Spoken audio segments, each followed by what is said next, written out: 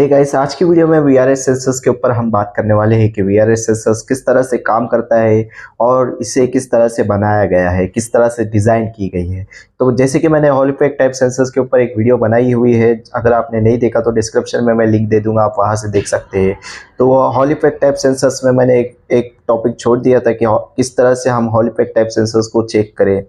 तो इसी वीडियो में जो वीआरएस सेंसर्स के टॉपिक में जो वीडियो हम बना रहे हैं, उसी टॉपिक में मैं आपको बताऊंगा कि किस तरह से हम हॉल इफेक्ट टाइप सेंसर्स को और वीआरएस सेंसर्स को चेक कर सकते हैं। अगर वीडियो लंबी हुई तो शायद छूट जाए, या फिर अगर वीडियो शॉर्ट हुई तो हम इसी वीडियो में कवर करेंगे, ठीक है।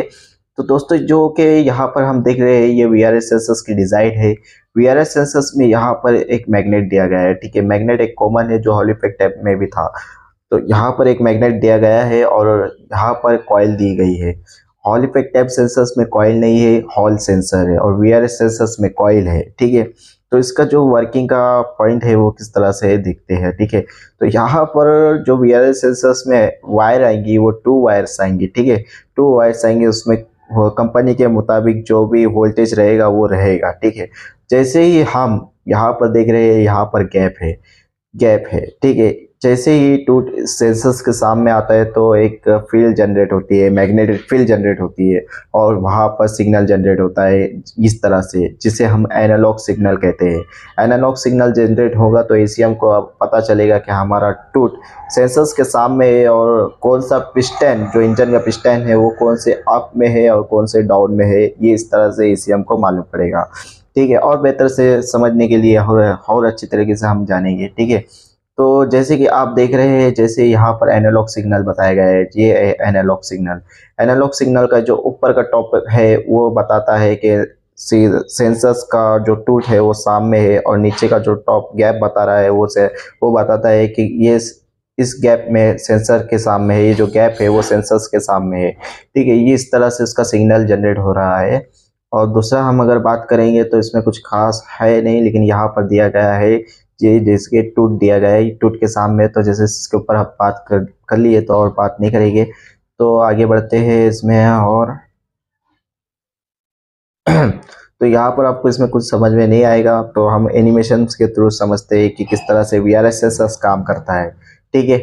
वीआरएस सेंसर्स की जो एनिमेशन है उसके बारे में हम जानेंगे, लेकिन उससे पहले एक इम्पॉर्टेंट चीज़ है जो आपको समझनी होगी, ठीक है। जो आपको यहाँ पर एक फोटो इमेज दिख रही होंगी, इमेज में आपको दिख रहा होगा एक रोटर और एक सिग्नल कॉइल है और एक मैग्नेट है, ठीक है।